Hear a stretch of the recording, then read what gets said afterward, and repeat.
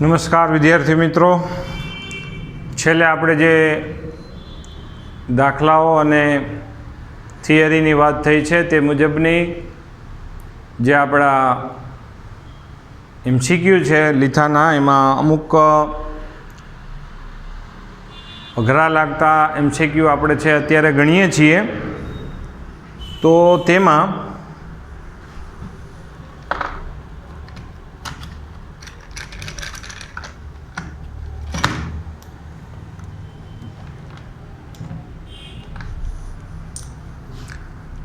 તો MCQમાં આપણે જો લીથામાં રહેલા MCQની જો આપણે વાત કરીએ છીએ તેમાં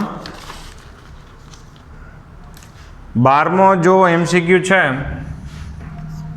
એક સાદો MCQ છે કે સદિશોને રજૂ કરતી વખતે જ્યારે તીર કોઈ પણ બિંદુ આગળ દોરવામાં આવે તો આવા સદિશને ખાલી જગ્યા કહેવાય. એટલે કે કોઈ પણ બિંદુએથી આપણે ધારો કે કોઈ સદિશ છે કે ભાઈ ધારો કે આપણે એમ કીધું કે ભાઈ આ દિશામાં લ્યો દક્ષિણ છે, તો દક્ષિણ દિશામાં એક સદિશ છે જેનું મૂલ્ય 10 એકમ છે. તો આપણે જે બિંદુએથી આપણે એ સદિશને દર્શાવવાનું ચાલુ કરીએ છીએ, એટલે કોઈ પણ બિંદુએથી દર્શાવવાનું ચાલુ કરી શકાય, પણ આપણે ધ્યાન એ રાખવાનું છે કે એ સદિશની લંબાઈ આપણે 10 એકમ અને દિશા આપણે કઈ રાખવાની, દક્ષિણ દિશામાં. એટલે કોઈ પણ બિંદુએથી આપણે સદિશ દર્શાવી શકતા હોય તો એવા સદિશને આપણે મુક્ત સદિશ કહેવામાં આવે છે. તો આ થઈ ગયું મુક્ત સદિશ. ત્યાર પછી 12મા MCQ પછી અહીંયા છે આપણી પાસે ભાઈ 30મા નંબરનો MCQ જો જુઓ. 30મા નંબરના MCQમાં કણનું પ્રારંભિક સ્થાન આપને આપવામાં આવે છે, જે R1 vector is equal to 2i caret minus 3j caret plus 4k caret છે, અને અંતિમ સ્થાન R2 vector is equal to 3i caret minus 2j caret plus 5k caret છે. આપણે શોધવાનું છે તો એના સ્થાનમાં થતો ફેરફાર. સ્થાનમાં થતો ફેરફાર એટલે કે સ્થાનાંતર. સ્થાનાંતર એટલે અંતિમ સ્થાન માઇનસ પ્રારંભિક સ્થાન. તો અહીંયા આવશે 3i caret minus 2j caret plus 5k caret minus માં અહીંયા છે આવશે 2i caret minus 3j caret plus 4k caret. તો 3i caret minus 2i caret એટલે શું આવશે, તો આવશે i કેરેટ, બરાબર. માઇનસ 2j કેરેટ, આ માઇનસ અંદર જશે એટલે માઇનસ માઇનસ પ્લસ થઈ જાય, એટલે plus 3j caret minus 2j caret એટલે શું થશે, પ્લસ j કેરેટ થશે, બરાબર. 5k caret minus 4k caret એટલે માત્ર આવશે k કેરેટ. તો આ થઈ ગયું સ્થાનાંતર, અને એ સ્થાનાંતર આપણે y દિશામાં થતું સ્થાનાંતર. તો y દિશામાં એટલે કે j કેરેટનો સહગુણો કોઈ y દિશામાં સ્થાનાંતર દર્શાવે તો અહીંયા લખીશું કે y દિશામાં સ્થાનાંતર j કેરેટ થાય. ત્યાર પછી જો આપણે આગળ વધીએ તો જો એના જેવો જ એક 32મા નંબરનો MCQ છે. આ 32મા નંબર 32માં જેમાં 3 સેકન્ડ તેનો સ્થાન 3 સેકન્ડે તેનું સ્થાન 3 સેકન્ડે સ્થાન આપને આપેલું છે. જો R1 vector is equal to 2i caret plus 3j caret minus k caret. પછી આપણને એમ કીધું છે કે ભાઈ 5 સેકન્ડે તેનું સ્થાન R2 vector is equal to 4i caret plus 5j caret plus k caret. તો અહીંયા છે અચળ વેગથી ગતિ કરે છે. અચળ વેગથી ગતિ કરતો હોય તો એકમ સમયમાં જે સ્થાનાંતર હોય એ આપણને અચળ પ્રાપ્ત થાય. એકમ સમયમાં સ્થાનાંતર આપણને અચળ પ્રાપ્ત થાય તો ધારો કે ચોથી સેકન્ડે સ્થાન કેવું હશે? ચોથી સેકન્ડે જો સ્થાન આપણે વિચાર કરો તો અહીંયા 2 છે, અહીંયા 4 છે, તો એનું મધ્યક લઈ લ્યો એટલે કે 3i કેરેટ. અહીંયા 5 છે, અહીંયા 3 છે, તો અહીંયા 4 લખી નખાય. અહીંયા માઇનસ કે કેરેટ છે ને અહીંયા પ્લસ કે કેરેટ છે, એટલે કે આનો છે એક ઝેડિયામ -1 છે અને આનો ઝેડિયામ +1 છે. -1 અને +1 એની આપણે સરેરાશ લ્યો તો તમને મળશે 0. એટલે ફાઇનલી આપણને છે અહીંયા આન્સર શું મળશે કે ચોથી સેકન્ડે આપણને આટલું સ્થાન આપણને પ્રાપ્ત થશે, જે વચ્ચેનું સ્થાન હશે આ બંનેનું. તો જે આપણને છે અહીંયા 32મા નંબરના MCQમાં સી જવાબ આવે છે. ત્યાર પછી 36મા નંબરના MCQમાં જો એમાં પહેલાં હું તમને એક સુધારો કરાવી દઉં. 36મા નંબરના જે MCQ છે એમાં એ ઓપ્શનમાં 10, 20 અને 40 છે. 10ની જગ્યાએ 20 કરી નાખો, ચાલો, બરાબર. અને હવે જો આપણે રકમ વાંચીએ તો નીચે દર્શાવેલ કયા બળોના ગણમાં પરિણામી બળ શૂન્ય ન થાય? પરિણામી બળ શૂન્ય ન થાય. તો જો પહેલો એ ઓપ્શન છે,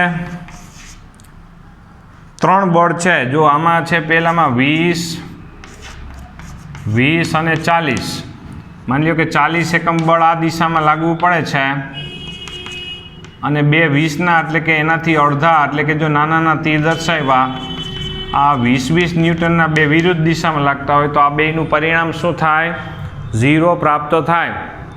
40 આ બાજુ, 20 આ બાજુ, એટલે પરિણામી બળ આપણને 0 પ્રાપ્ત થશે. એટલે આપણે આમાં લખશું પરિણામી બળ 0. પરિણામી બળ આપણને આમાં 0 પ્રાપ્ત થાય. ત્યાર પછી જો બી ઓપ્શનમાં જો એવી જ રીતે છે 10 અને 20, તો આની જેમ જ 20 આ બાજુ, 2 10 10 ના બાજુ, આમાંય પણ પરિણામી બળ 0 પ્રાપ્ત થાય. ડી ઓપ્શન જો પહેલાં ચેક કરી લઈએ. 3 10 10 ના લો. 3 10 10 ના કેવી રીતે થઈ શકે કે ભાઈ એક 10 ન્યૂટન બળ આ દિશામાં લાગવું પડે, એના શીર્ષ ઉપર બીજું 10 ન્યૂટન બતાવી દઈએ, ત્રીજું આપણે આમ બતાવી દઈએ. જુઓ, એકના શીર્ષ ઉપર આ બધાય 10 10 છે, એટલે આ બધાયના મૂલ્યો સમાન, એટલે એનો મતલબ કે તીરની લંબાઈ સમાન. તો આ સમબાજુ ત્રિકોણ બને અને આમાં પહેલાંની પૂંછ અને છેલ્લાનું શીર્ષ જોડાયેલું જ મળે તો આમાં પરિણામી સદિશ આપણને 0 મળે. અને બીજી રીતે દર્શાવવી તોય થાય. જુઓ, આ તીરને હું અત્યારે જોજો બરાબર, આ જે તીર છે એને આપણે આ દિશામાં દર્શાવીએ. જોજો,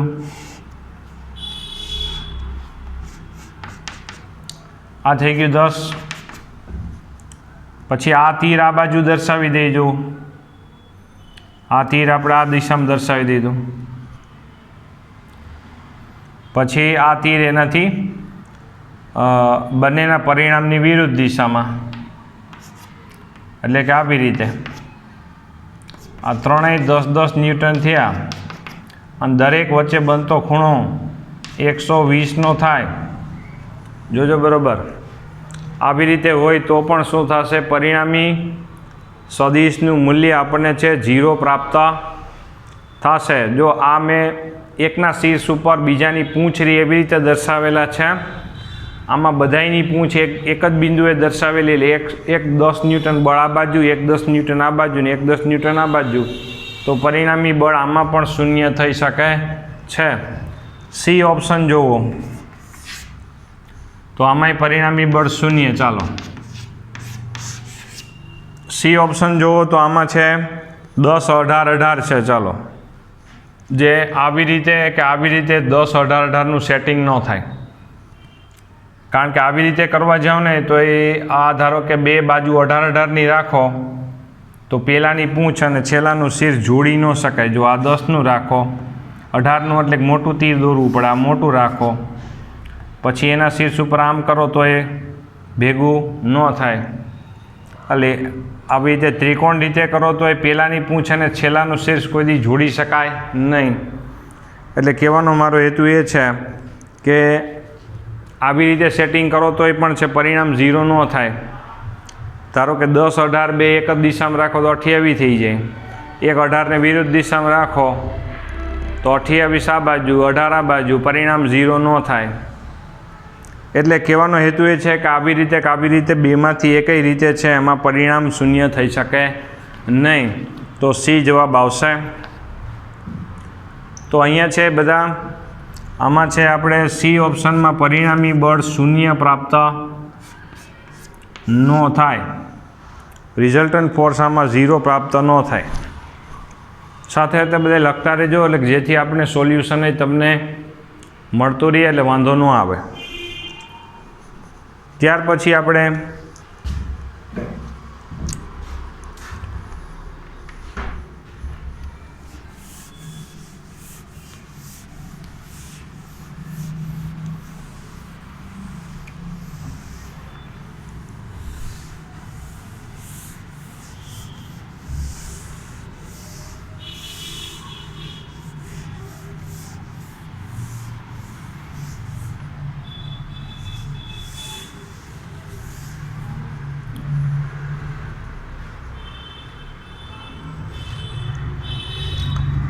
ત્યાર પછી જુઓ તો 39મા નંબરનો MCQ છે,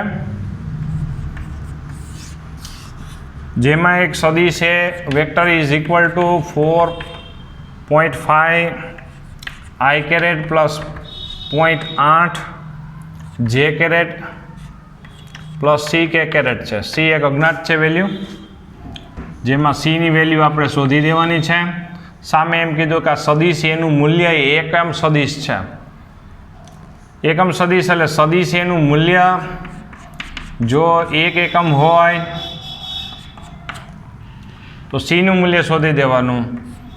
તો એનું મૂલ્ય કેવી રીતે દર્શાવી શકાય કે ભાઈ એક્સયામનો વર્ગ વત્તા વાયયામનો વર્ગ, ઝેડયામ શું છે? C છે. બે બાજુ વર્ગ કરી નાખો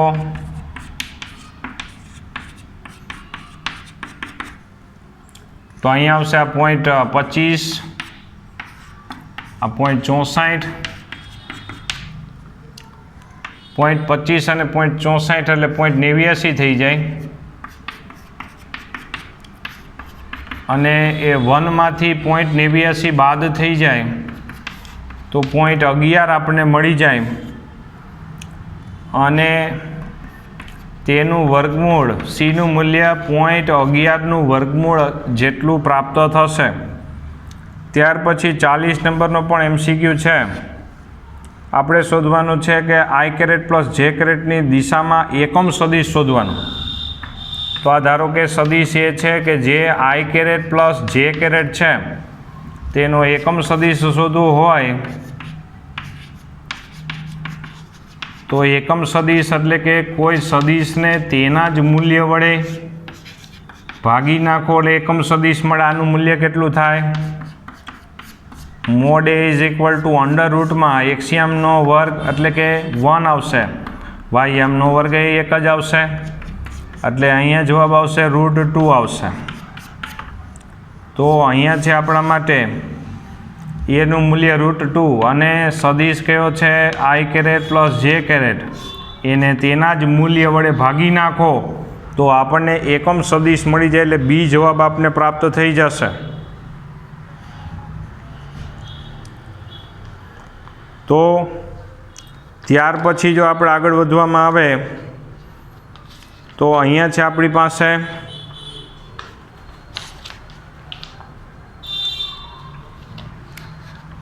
48 નંબરના MCQમાં ભૂલ છે એટલે કેન્સલ જ રાખજો.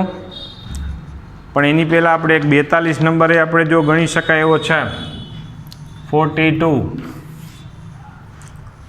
સદિશ એમાં બી ઉમેરતા નવો સદિશ જો x અક્ષની દિશામાંનો એકમ સદિશ મળે તો R કેરેટ બરાબર એ વેક્ટર પ્લસ બી વેક્ટર, એમાં પરિણામી સદિશ છે એ જો x અક્ષ પરનો એકમ સદિશ એટલે I કેરેટ મળતો હોય બી શોધવાનો. તો એ કેરેટ બરાબર જો કેટલા આપ્યા છે 2I caret plus 4j minus 6k આવી રીતે આપેલા છે જુઓ. તો આપણને બી શોધવાનું કીધું છે, તો આને આ બાજુ લઈ જાઓ તો શું આવશે? આ -2i થઈ જાય, અને આ બાજુ લઈ જાઓ તો આ માઇનસ થઈ જાય, આ બાજુ લઈ જાઓ તો આ પ્લસ થઈ જાય. બરાબર, આ માઇનસ થાય તો -2i ને પ્લસ i એટલે -i, અને આ બાજુ લઈ ગયા એટલે કે 4j, આ બાજુ લઈ ગયા પ્લસ 6k. તો આમ સદિશ બી વેક્ટર બરાબર આપણને છે આવી રીતે એક મળી જાય, જે બી જવાબ આપણને છે દેખાઈ રહ્યો છે, જોવો જોઈ. ત્યાર પછી આપણે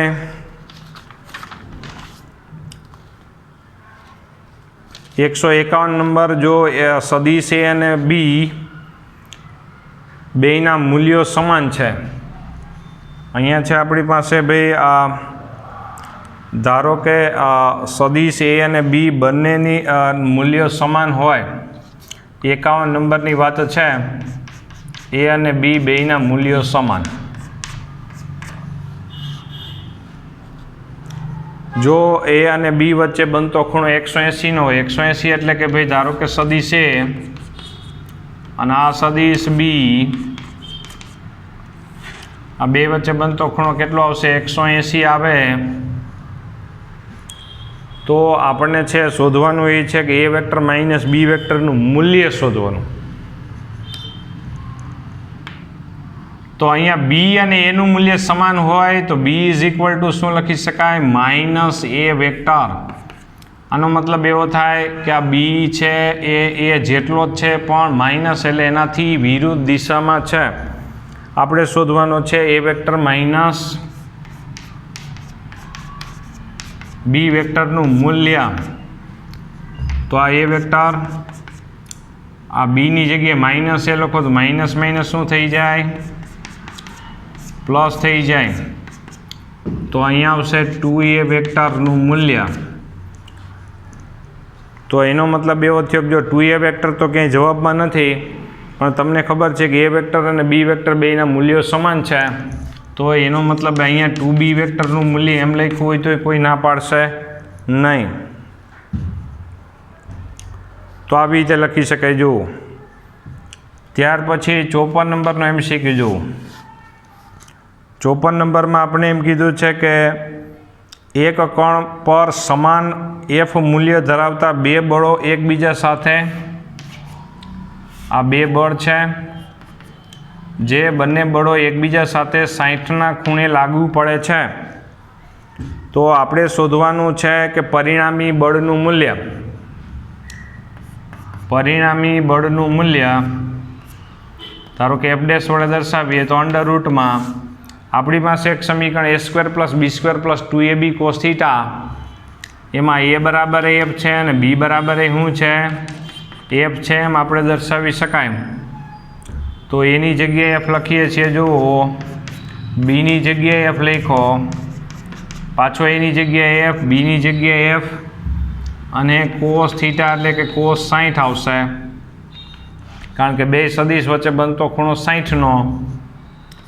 તો અહીંયા f² આ f² પ્લસ f² પ્લસ અહીંયા 2 f ગુણ્યા f એટલે f², અને cos 60 એટલે કે આવશે 1/2. તો આ બે કેન્સલ થઈ જાય એટલે અહીંયા શું આવશે? f² plus f² plus f² under રૂટમાં એટલે કે 3f², એટલે જવાબ આવશે √3f.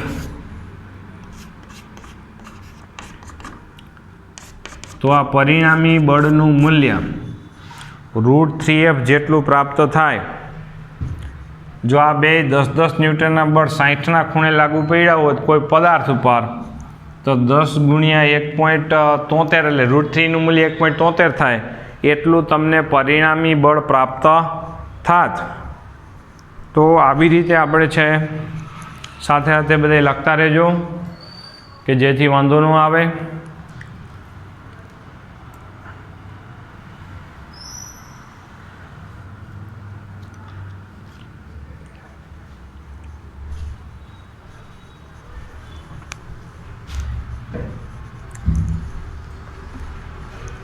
ત્યાર પછી આપણે જો વિચાર કરીએ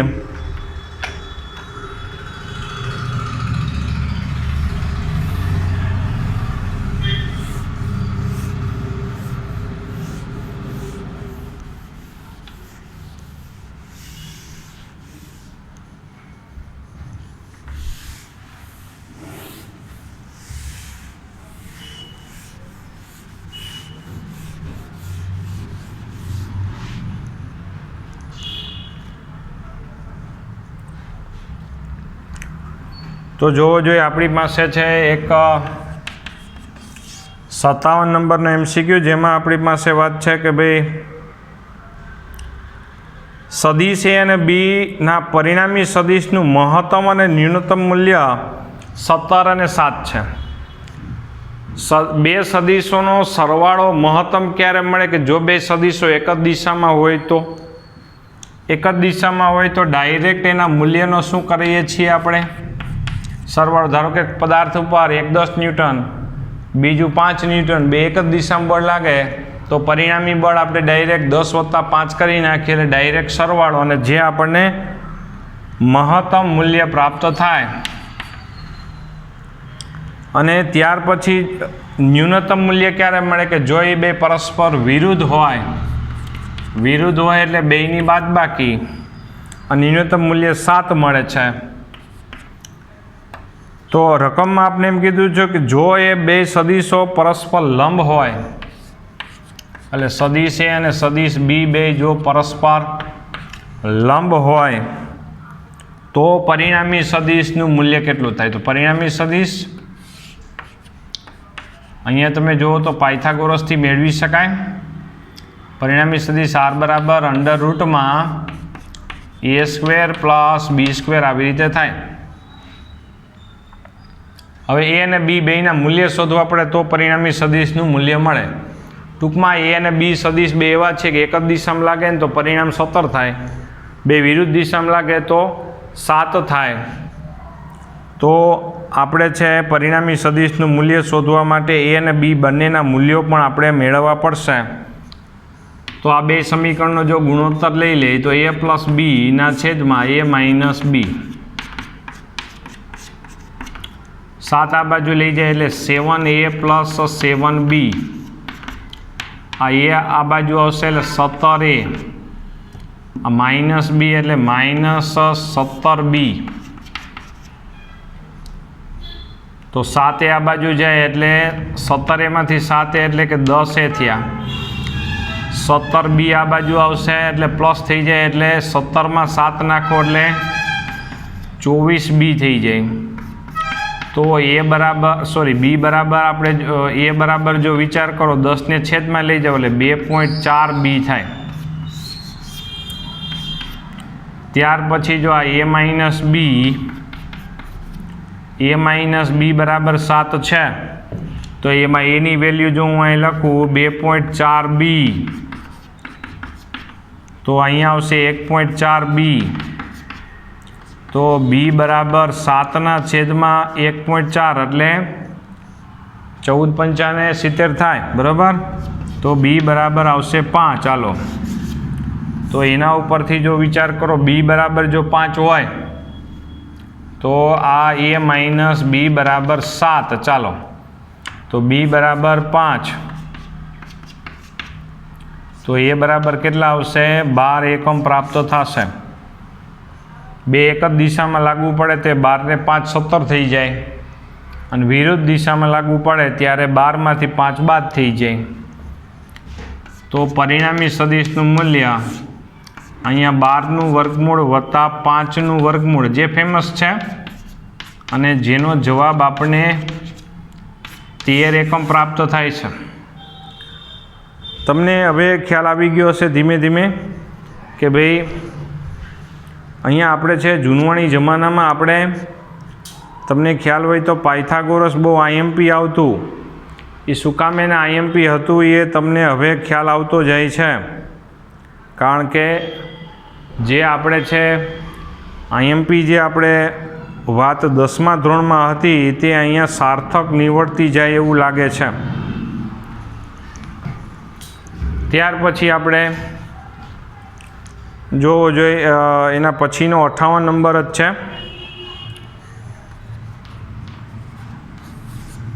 58 નંબરમાં જો 3 ન્યૂટન અને 2 ન્યૂટનના બે બળો વચ્ચે બનતો ખૂણો થીટા છે કે જેમનો પરિણામી સદિશ આર છે. તો પરિણામી સદિશ આર બરાબર આપણે સમીકરણનો ઉપયોગ કરીએ અંડરરૂટમાં a² + b² + 2ab cos theta. એમાં એનું મૂલ્ય છે 3, બીનું મૂલ્ય છે 2,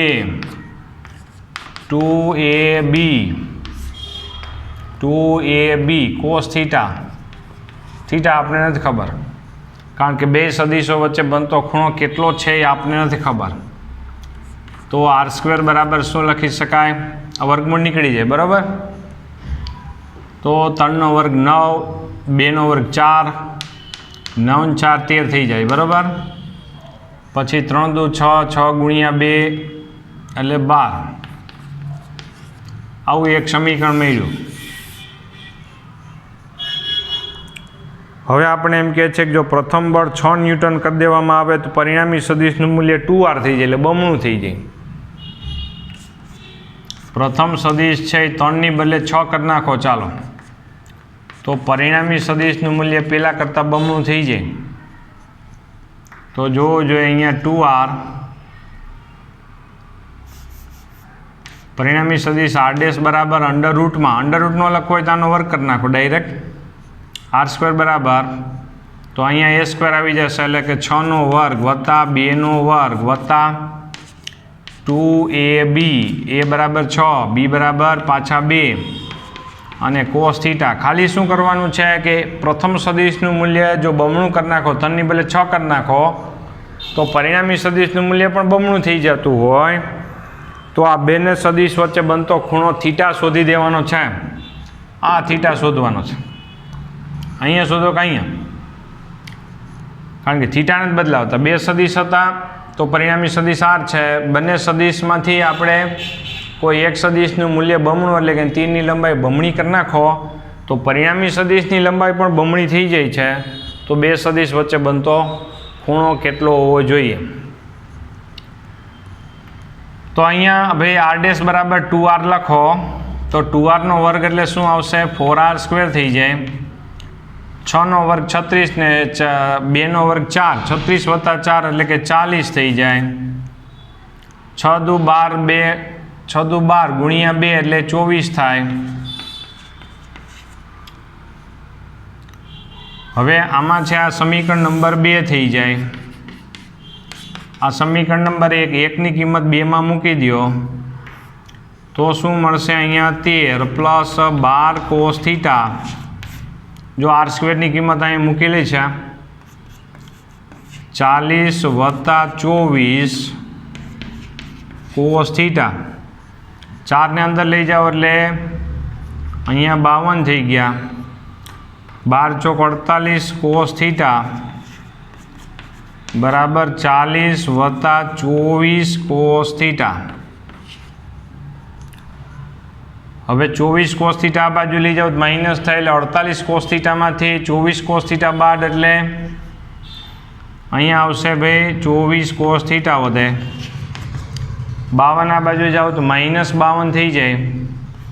તો -52 + 40 એટલે અહીંયા જવાબ આવશે -12 આવે. આ 24ને છેદમાં લઈ જાઓ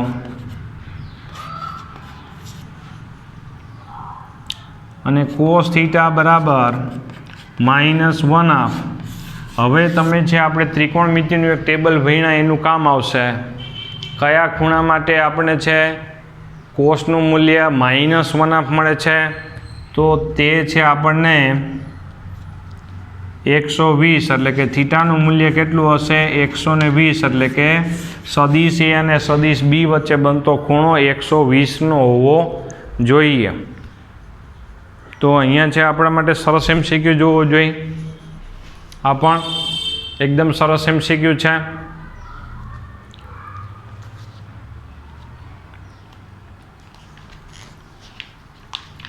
સાથે સાથે લખતા રહેજો એટલે વાંધો ન આવે. ત્રીજા ચેપ્ટરના MCQ જો આમાં બરોબર તમે છે એકવાર સદિશની થિયરી બરોબર તૈયાર કરી નાખો અને બરોબર મગજમાં બેસાડી લ્યો એટલે ત્રીજા ચેપ્ટરના MCQ કરતાં MCQ સહેલા પડે, કારણ કે આમાં એક જ થીમ ઉપર આધારિત આપણે છે વિચાર કરીએ એટલે વાંધો ન આવે.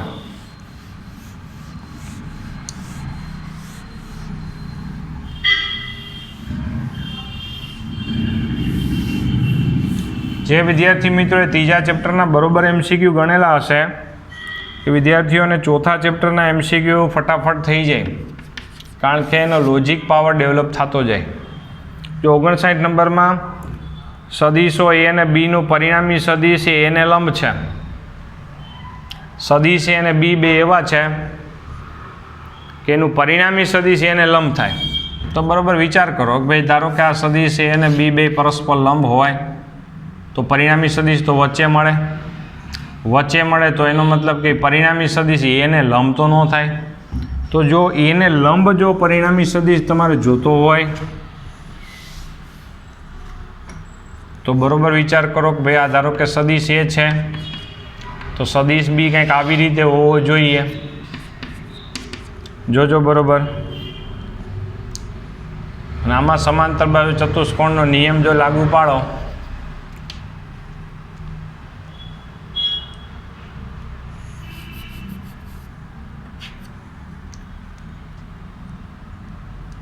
તો અહીંયા છે સદિશ A અને સદિશ B એ બંને વચ્ચે આ ધારો કે સદિશ A છે, આ સદિશ B કંઈક આ બાજુ હોવો જોઈએ. તો શું થશે કે આમાં પરિણામી સદિશ છે એ આ બેયને સમાંતર પ્રાપ્ત થઈ શકે.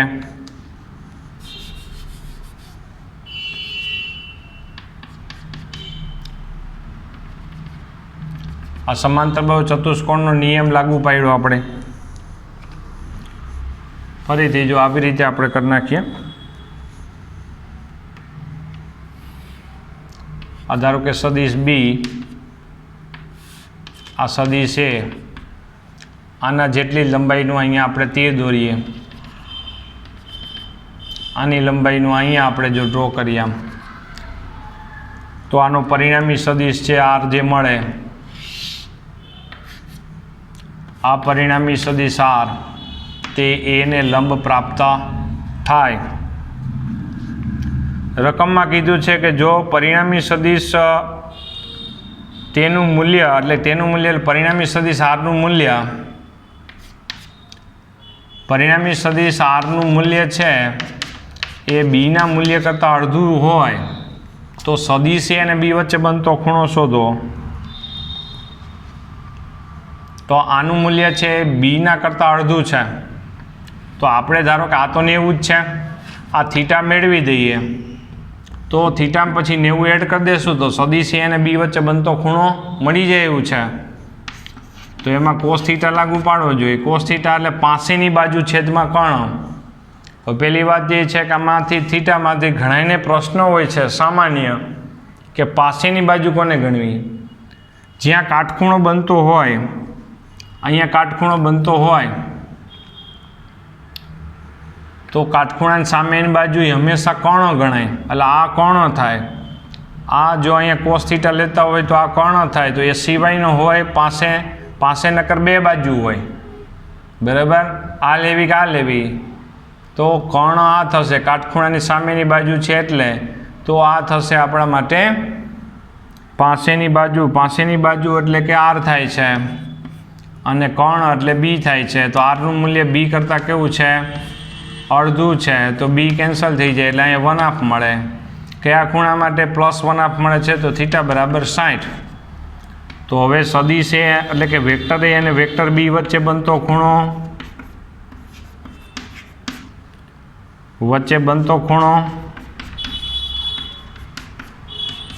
થીટા +90 એટલે કે 60 + 90 એટલે કેટલા થશે 150નો ખૂણો થાય.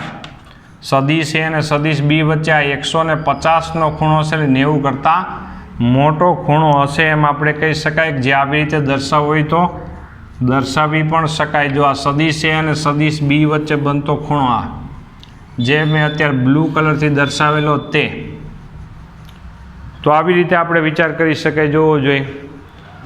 તો અહીંયા બધા સરસ MCQ છે, અહીંયા સુધી રાખીએ. આગામી લેક્ચરમાં પછી અહીંથી આગળ વધીશું. તો આ બધા ઉપર આધારિત આપણે MCQ બરાબર ગણજો.